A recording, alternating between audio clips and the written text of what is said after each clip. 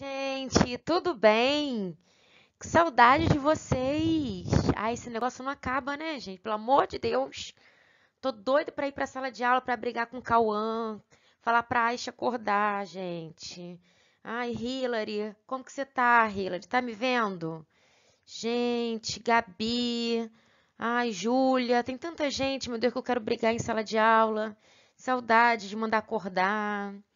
Ai, meu Deus do céu. Mas enfim.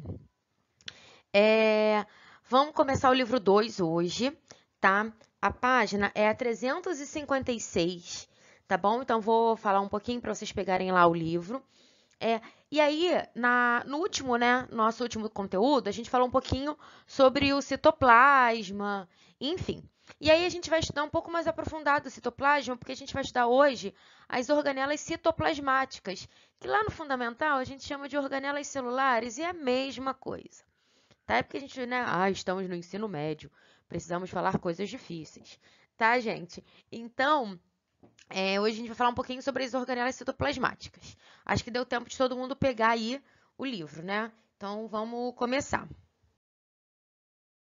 Então, olha só, fiz aqui uma introdução para vocês, né? A gente, né, vocês já sabem, obviamente, que a gente falou isso lá na nossa primeira aula, né? A gente tem ali, né, classificações de células diferentes, células procarióticas, células eucarióticas. As células eucarióticas a gente também subdivide em animal e vegetal, né? E cada uma ali tem uma função, né, diferente, a gente encontra em organismos diferentes. E aí, quando a gente fala de organelas citoplasmáticas, a gente também tem uma diferença. Então, a gente, por exemplo, vai ver organelas que eu encontro tanto em célula procariótica quanto em célula eucariótica, outras que eu só encontro em célula eucariótica animal e não em vegetal, outras eu só encontro em vegetal e não animal. A variação da quantidade dessas organelas citoplasmáticas, porque vale lembrar que eu não tenho uma mitocôndria, um ribossomo, eu tenho quantidades, tá? Em uma única célula. Então, a gente vai entender hoje o que eu quero de vocês, na verdade, da aula de hoje. Primeiro, entender a dinâmica da organela e principalmente a função, tá? A função, na verdade, é o primordial para a gente entender a aula de hoje, tá? Então, o que eu oriento a vocês? Peguem o livro de vocês, o meu tá aqui do lado, e vão marcando as partes mais importantes desse conteúdo de hoje, principalmente, né, a função da organela celular, porque isso é primordial, tá bom? Então, vamos falar aqui um pouquinho sobre a introdução. E aí, gente, vamos falar um pouquinho sobre o citoplasma de uma maneira geral, tá? O citoplasma, ele é feito, né? A gente tem ele como composição um fluido que a gente chama de fluido homogêneo viscoso, que é formado, né, por água e proteínas, tá? E esse fluido aí, né, homogêneo, viscoso, a gente chama de citossol, por isso que a gente tem o nome de citoplasma, tá? Só para a gente ficar aí ciente. Uma outra coisa que é importante ressaltar é que esse citossol, né, esse citoplasma, ele dá a forma celular, né? E as organelas celulares, elas ficam ali, né, mergulhadas nesse citoplasma. E aí, cada organela, galera, vai ter uma função distinta, né? A gente tem até algumas que a gente vai ver, vocês vão ver ao longo da aula, que auxiliam na função da outra, tá? Mas as funções importantes, por exemplo, que essas organelas trazem é respiração celular, síntese de proteínas, digestão celular, tá? Então, cada uma ali vai ter uma função, elas ajudam e compartilham disso com outras organelas, porque o foco principal é manter essa célula viva, tá bom? Então, vamos continuar. Aqui eu coloquei para vocês os dois exemplos, tá? De uma célula animal e de uma célula vegetal. Então, a gente pode ver nesses dois exemplos que algumas organelas citoplasmáticas são compartilhadas. Exemplo, eu tenho mitocôndria tanto na célula animal quanto na célula vegetal. Eu tenho complexo Golgi ou complexo de Golgi, tanto faz, tanto na célula animal quanto na célula vegetal, tá? Porém, uma organela aqui que eu tenho na vegetal e não tenho no animal, né, é o cloroplasto, por exemplo. Outra coisa, outra estrutura que não tem a ver com citoplasma, mas a gente tem essa diferença, é que na célula vegetal a gente tem parede celular, coisa que no animal a gente não tem. Essa parede celular na célula vegetal, ela dá resistência, né, a essa célula vegetal, por exemplo. Então, assim, a gente consegue perceber algumas diferenças. Outra diferença também importante é que na célula animal a gente pode ter o flagelo, por exemplo, coisa que a gente não encontra ali na célula vegetal, né? Então, a gente tem diferenças no mesmo tipo celular, mas a gente tem diferenças, né, na célula animal e na célula vegetal. Quando eu falo mesmo tipo, porque ambas são células eucarióticas, ou seja, células em que o núcleo ele é formado ali por uma membrana nuclear, ele né, o material genético dessa célula não é solto no citoplasma, como é o caso de uma célula procarionte. Ela é delimitada ali, tá, pelo núcleo, né, pela membrana nuclear ou carioteca também. Galera, uma outra coisa também que é importante a gente ressaltar é que o citoplasma ele pode receber um outro nome que a gente chama de hialoplasma. É a mesma coisa, tá? Vamos começar então com a primeira organela citoplasmática, que é o ribossomo, tá? O ribossomo, ele pode, né, a gente consegue ver ele tanto livre, né, na célula, ou ele também pode aparecer associado com uma outra organela celular chamada retículo endoplasmático rugoso. Inclusive, a gente coloca essa nomenclatura de rugosa por conta dos ribossomos associados a ele, tá? Qual é a função primordial do ribossomo? Síntese de proteína. A gente viu isso, né? E a gente vai ver, vocês viram isso no 9º ano, e a gente vai ver isso. A gente viu também, né, no livro 1, inclusive, sobre essa questão do RNA, sobre a síntese de proteína, enfim, a gente acabou de ver isso, né? Então, o ribossomo, ele é especialista em sintetizar proteína e é extremamente importante por isso. A gente classifica, tá, em 3 tipos de RNA, então coloquei para vocês, né? Então, a gente tem o RNA mensageiro, né, que a gente associa com RNA e um Mzinho minúsculo, né? E ele tem como função codificar as proteínas, uma vez, né, que possui as informações lá do DNA. Então, ele vai fazer ali, né, ele vai traduzir o processo de formação dessa proteína e a gente chama esse processo de tradução. A gente tem o RNA transportador, né, que a gente coloca como sigla ali, RNA e um Tzinho, né? Ou RNA de transferência, que ele vai transportar os aminoácidos, né, que vão construir ali uma nova proteína, e a gente viu que a forma com que uma proteína é formada é através de aminoácidos, né? Então, a gente tem ali 20 tipos de aminoácidos e dependendo da combinação entre eles, a gente forma proteínas diferentes. E a gente tem o RNA ribossomal, que tem a sigla RNA e o Rzinho minúsculo, tá? Que vai ser o RNA que forma os ribossomos, né? E aí eu até botei ele para vocês, ó, que são os locais onde ocorre a síntese de proteína. É importante destacar que 80% do RNA presente na célula é desse tipo, tá? Então, a gente vai ter 3 tipos ali de RNA, né? E um, né, associado literalmente à síntese de proteína, que é o RNA ribossomal. Beleza? Vamos para o retículo endoplasmático. Ah, outra coisa, gente. Você vai falar assim, mas professora, nosso livro tem tanta informação. Então, a professora é tão maravilhosa que resumiu tudo para vocês. Olha que delícia. Só esqueci de ressaltar aqui, que eu marquei aqui no meu livro, esqueci de botar aqui para vocês. A gente também divide os ribossomos em 2 tipos, em simples e complexo, isso não é nada demais. Podem marcar, tá lá na página 357, embaixo da figura, tá? Os simples a gente encontra nas células, né, bactérias, mitocôndrias, cloroplastos e retículos, né, e os complexos a gente encontra ali nas células eucarióticas, beleza? Vamos para o retículo endoplasmático, então. Então, vamos lá, gente, retículo endoplasmático. A gente, na verdade, tem 2 tipos de retículo endoplasmático. A gente tem o liso, né, e o rugoso, ou o granuloso e não granuloso, tá? E esse retículo endoplasmático, né, eles são bolsinhas, né, redes ali de bolsas, né, e tubos membranosos, né, que tem uma ligação direta, uma comunicação direta com a membrana plasmática. Porque uma das funções principais desse retículo é transporte de substâncias pelo citoplasma. Então, como o nosso livro mesmo diz, né, coloca ali as funções da organela, ele, né, faz essa comunicação tanto entre, né, o que está dentro da célula quanto está fora da célula. Então, ele consegue eliminar, tá, substâncias, né, que não são tão interessantes assim para a célula, por exemplo. Qual é a diferença do retículo endoplasmático rugoso? Qual é a diferença do retículo endoplasmático liso? Ou granuloso, né, que é o rugoso, e não granuloso, que é o liso. Os ribossomos. Então, quando eu tenho o ribossomo associado, tá, ao retículo endoplasmático, então eu chamo ele de retículo endoplasmático rugoso ou granuloso.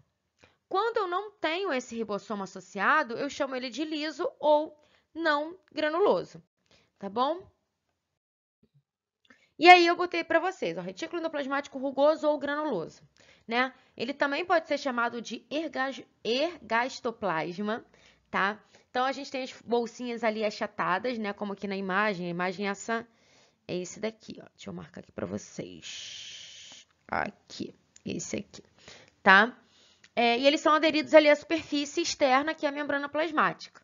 Né? Sua principal função ali, graças ao ribossomo, é ajudar também na síntese de proteína e também eles auxiliam ali, né, um pouco na digestão celular, tá? Mas nesse caso aqui, a função principal também vai ser a síntese de proteínas. Já o liso ou não granuloso também vai ser formado pelos mesmos tubos, né, que a gente citou, porém, nesse caso, eu não tenho ribossomo aderido. Tá? Então, aqui ele não tem ribossomo. E aqui a gente tem várias funções, né? Então, ele pode sintetizar lipídios, né? Ele pode, como colesterol, hormônios, esteroides, fosfolipídios, né? E uma coisa que é muito, muito, muito importante, vou marcar aqui para vocês, ó. Ele auxilia na desintoxicação da célula. Essa desintoxicação que pode ser tanto medicamentosa quanto relacionada a drogas, tá? Então, ó, atento, ok? Então, ele vai fazer esse papel de desintoxicação ali, né, de produtos, né? O nosso livro, inclusive, ele fala sobre isso, eu gostaria que vocês marcassem isso, tá? Tá lá na parte do retículo endoplasmático não granuloso, no segundo parágrafo, tá bom? Então, ele fala assim, ó, transformam alguns medicamentos e substâncias tóxicas em produtos menos tóxicos e de excreção mais rápida. Então, por isso que ele está associado ali também à membrana plasmática para poder conseguir liberar essa substância. Beleza? Complexo golgiense ou complexo de Golgi, também tanto faz, né? Complexo de Golgi é mais da minha época, que é uma época um tanto quanto antiga, né? Então, na época de vocês é complexo golgiense, né? Então, ele vai formar ali uma pilha, né? Achatada ali de saquinhos e vesículas, né? E a função também está associada à secreção, né? E aí, o que justifica que o seu desenvolvimento é acentuado em células glandulares. Então, a gente consegue ver bastante essa organela citoplasmática em glândulas, porque a função dele é, literalmente, né, glandular, liberar secreções, tá? Então, olha só, o complexo Golgiense, ele vai ter ali dois, eu queria que vocês acompanhassem junto com o livro de vocês, tá? Eles vão ter duas partes, né? Duas faces, duas regiões. Uma região que a gente chama de cis, né? Ou de formação, e uma região que a gente chama de trans ou de maturação. Qual a diferença? Vai ser a entrada ou saída de substâncias que vão ser empacotadas, tá? Que é uma das funções ali do complexo Golgiense. Então, a fase cis ou de formação, tá? Vai ser o polo de entrada de substâncias para que sejam empacotadas e depois enviadas para as vesículas de transferência. No caso da trans, né, ou de maturação, vai ser a saída, o polo de saída das substâncias empacotadas para as vesículas de secreções ou de armazenamento, tá? Esses produtos empacotados, eu queria também que vocês marcassem lá no livro de vocês, tá? Não necessariamente eles são sintetizados integralmente por eles, né? Alguns, né, desses produtos, eles são sintetizados ali por componentes celulares, como retículo endoplasmático, né? E são transferidos em seguida a um outro ponto ali da célula, né? Ou para fora dela, tá bom? Então, é só para a gente fazer essas, né, as pontuações. O complexo de Golgi, eles têm muitas funções, né? O nosso livro, ele tem ali uma lista enorme, né? Armazenamento de proteínas produzidas pelo retículo endoplasmático granuloso, armazenamento de lipídios, produção e armazenamento de carboidratos, modificações de proteína, formação de vesículas de secreção, vários. Mas eu coloquei alguns aqui para vocês na próxima imagem, né, que vai falar um pouquinho sobre cada um deles, tá bom? Então, eu coloquei, na verdade, nesse slide aqui, uma sequência da função desse complexo Golgiense e a gente vai fazer isso juntos. Então, botei o seguinte, ó. O material protético vindo do retículo endoplasmático rugoso é encaminhado para as vesículas do Golgi, né? Onde é acumulado e condensado para posterior eliminação. Além de sintetizar alguns glicídios, o complexo Golgiense possui enzimas que adicionam removem monossacarídeos, né, as glicoproteínas sintetizadas lá no retículo endoplasmático. Contempla-se assim o processo de síntese de glicídios. Os glicídios, né, para quem não lembra, glicídios aí são os açúcares, enfim, né, produzidos ou modificados no complexo de Golgi, podem ser usados de diferentes maneiras, na formação do glicocálice, na membrana plasmática, né, ali na constituição da parede da celulose, da lamela média, e a gente vai ver essas funções. Então, aqui, na verdade, eu botei para vocês a foto do retículo, do complexo Golgiense, tá? Então, aqui a gente tem, ó, a fase cis, que eu falei para vocês. E aqui a gente tem a fase trans, que eu falei para vocês. Aqui a gente tem a formação, ó, de uma nova vesícula, tá? Aqui a gente já tem a vesícula sendo secretada, tá? Aqui a gente tem, né, as vesículas se movendo ali do retículo endoplasmático para o complexo Golgiense. Por quê? Fase cis é a entrada e a fase trans é a saída. Por isso que a gente já tem aqui a vesícula formadinha, bonitinha. E aqui a gente tem o empacotamento dessas vesículas. Beleza? E aqui eu coloquei para vocês esses 3 exemplos, tá? Então, vamos para o primeiro. Então, vamos lá, gente. Botei aqui para vocês 4 imagens, tá? Essa primeira... Opa, desculpa. Essa primeira aqui que eu coloquei para vocês... Deixa eu marcar ela aqui para vocês. Espera aí, gente. Aqui, ó. Essa primeirinha aqui, tá? Ela tá associado com a formação de vesículas, né, de secreção. Então, eu falei para vocês, lá no comecinho da aula, que a gente tem variação, né, em número de, por exemplo, de organelas citoplasmáticas, dependendo da célula e da onde a gente encontra essa célula. Então, por exemplo, lá as células, né, que formam o nosso estômago, por exemplo, né, nosso estômago, a gente sabe que a gente tem enzimas digestivas, né, não só no estômago, mas no intestino, a gente tem um pâncreas também auxiliando nisso. E o complexo Golgiense, ele atua exatamente nesse tipo de secreção, tá? Então, vamos lá, gente. Essa segunda aqui, tá?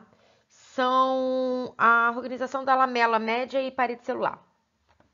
Então, olha só, o complexo Golgiense, ele também vai ajudar a atuar, tá? Na divisão ali celular. A gente consegue ver, inclusive, as etapas acontecendo aí nessa célula vegetal, tá? Então, o complexo Golgiense, ele também vai atuar aí durante esse processo de divisão aí de celular vegetal, beleza? E aqui é bem interessante, essa é bem interessante, hashtag aí, ó, fica a dica, quem tá com saudade de eu falar isso. Pode ser que caia em alguma avaliação, não tô falando que vai ter avaliação não, tá? Porque isso é importante. Olha só, na formação do gameta, aqui a gente tem a formação do espermatozoide, né? Espermatogênese, que a gente chama, vocês vão aprender isso. Esse espermatozoide, antes dele ser espermatozoide, ele é uma espermátide, que é esse carinha aqui bonitinho. Então, é uma célula arredondada, tá? Ele só fica com aquele formatão lá, né, de espermatozoide depois. Ele tem ali, né, centríolo, ele tem mitocôndrias, ele tem complexo de Golgi. Só que na formação da cabeça acrossômica, que é aquela parte que vai penetrar, né, e vai no ovócito, que vai auxiliar na fecundação, tá? O complexo Golgi ele vai todo para essa cabeça acrossômica ou acrossomo, tá? As mitocôndrias, eu tô fazendo isso porque queria que vocês vissem isso lá no livro de vocês, tá? As mitocôndrias vai todo porque a gente chama de uma parte chamada peça intermediária. Então, é aqui, ó. Aqui é a cabeça acrossômica do espermatozoide. Aqui é a formação da peça intermediária. E aqui, o restante ali, o flagelo. Por que eu estou pontuando isso? Porque esse complexo Golgi, ele vai auxiliar, tá? Ele vai liberar substância para degradar, tá? A parede ali do ovócito, para ele conseguir penetrar nesse ovócito, tá? Então, isso tá lá no livro de vocês. Então, ó, tá escrito o seguinte, ó, responsável pela degradação dos involutórios do óvulo, o que possibilita a fecundação. Aí você vai falar assim, caramba, mas ele tem bastante mitocôndria, né, professora? Bastante mitocôndria. Mas essas mitocôndrias, elas não vão penetrar nesse ovócito. Apenas a cabeça acrossômica, que é onde a gente encontra ali também o material genético, as informações genéticas desse indivíduo masculino, né? A mitocôndria, né, os espermatozoides têm muita mitocôndria, porque a mitocôndria ela vai dar energia e vai auxiliar na respiração celular. Mas ela não penetra nesse processo de fecundação, ela fica do lado de fora. Por isso que quem doa as nossas mitocôndrias são as nossas queridas mamães. Então, ó, Dia das Mães está chegando essa semana. Então, quando forem abraçar seus responsáveis, pode ser mãe, pode ser avó, enfim, né? Abraço e fala, olha, muito obrigada pelas mitocôndrias doadas. Vamos agradecer as mitocôndrias. Lisossomos. Ai, tem uma piada muito engraçada que fala que é a organela do professor. Lisossomos. Liso, sem dinheiro, entendeu? Uma piada muito a cara de Zorra Total. Então, olha só, gente. Botei ali pra vocês, ó, lises, né? Vem quebra, destruição. Então, são bolsinhas membranosas também, que vão ter ali enzimas digestivas. Então, essas enzimas, elas vão ajudar na digestão de substâncias orgânicas, tá? Essas enzimas digestivas dos lisossomos, elas vão ser sintetizadas pelo retículo endoplasmático rugoso, elas vão migrar para o aparelho Golgi, tá? Então, a gente lembra que eu falei para vocês que tem essa junção, tá? E quando eu tô falando aí de digestão celular, né, porque é a função desse lisossomo, digerir substâncias, a gente tem algumas situações que podem acontecer, como a fagocitose e a pinocitose, tá? Qual é a diferença? Fagocitose, gente, é quando eu vou digerir, tá? Partículas sólidas. E a pinocitose é quando eu vou fazer esse mesmo processo, só que não vai ser partículas, né? Vão ser substâncias líquidas. Então, eu botei aqui para vocês, ó, processo de fagocitose. Então, ocorre o que a gente chama de dobramento ou invaginação, tá? Que é quando eu tenho, deixa eu pegar aqui um exemplo. Aqui, ó. Aqui a gente tem uma partícula, tá? E eu vou formar, ó, uma bolsinha, eu vou dobrar, tá? Mais ou menos isso aqui, gente, ó. A gente vai dobrando, que a gente chama o processo de invaginação, tá? Para poder literalmente digerir essa substância. Então, aqui a gente tem isso, ó, sendo mostrado nas setinhas, tá bom? E a pinocitose é o mesmo processo, só que com resíduos líquidos, tá? Vamos passar aí.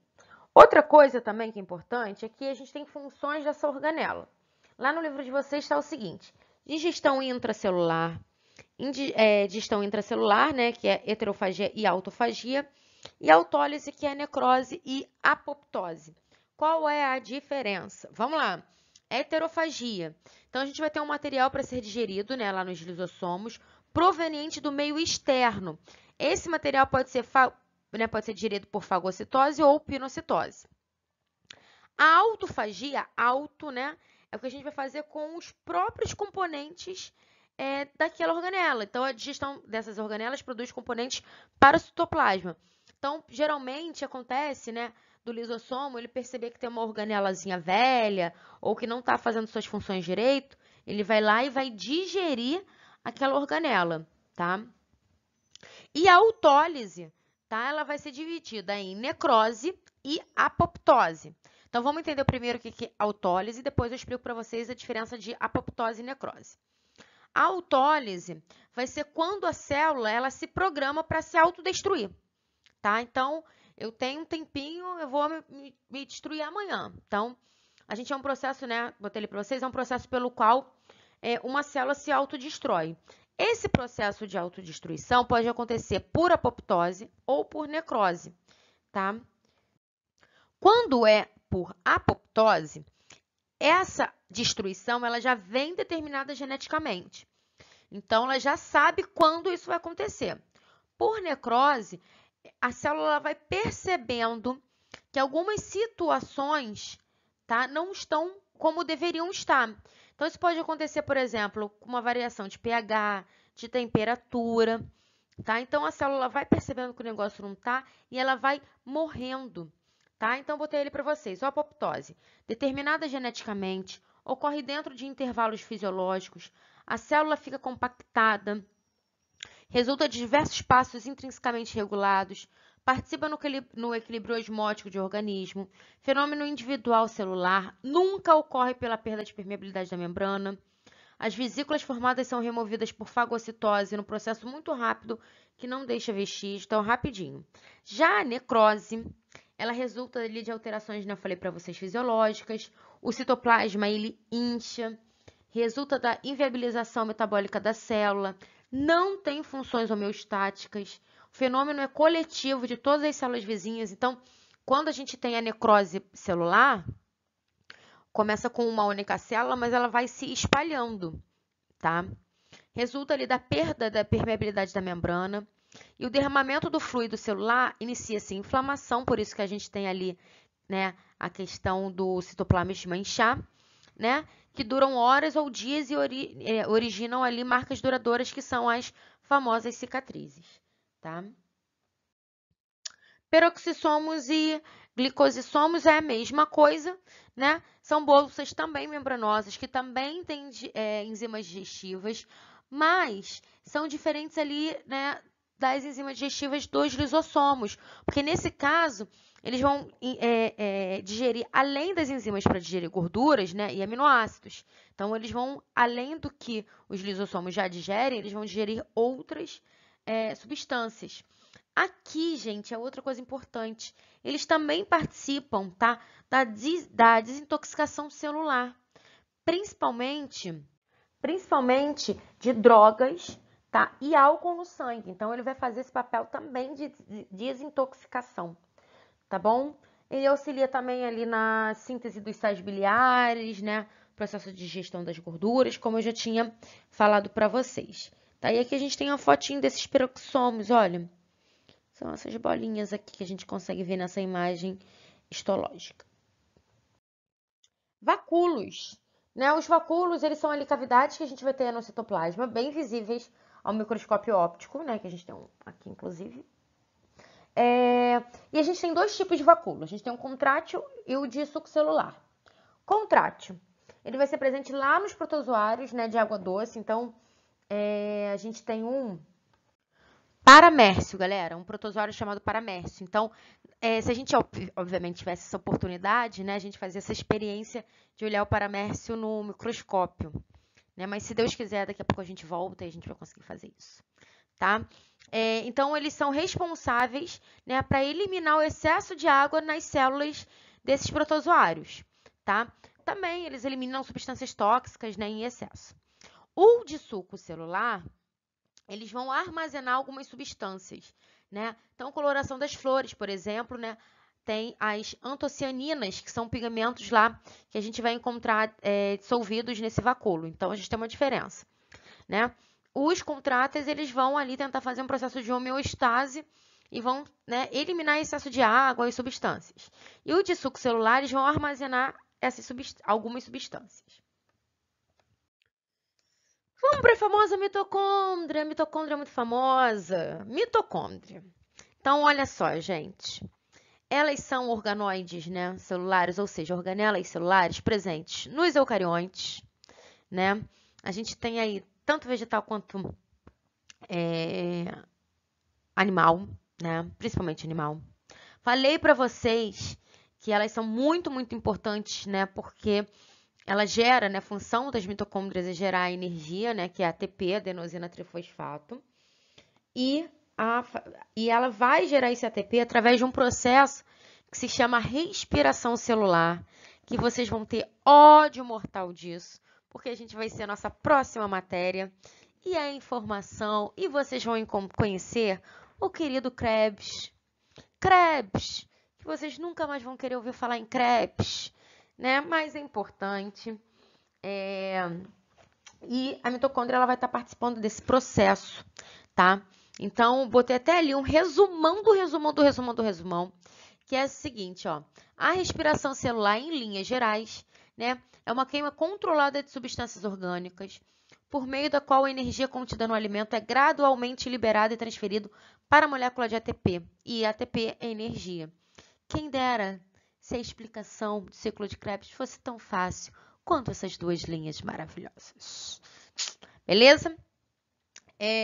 E ela é muito, muito, muito importante, tá? Então, a gente tem aqui a foto, né? A imagem aí dessa mitocôndria, tá? E por mais que os nossos pais, né, lá nos espermatozoides dele, tenham muitas, muitas, muitas mitocôndrias, quem nos doa essas mitocôndrias são as nossas queridas mamães, tá bom?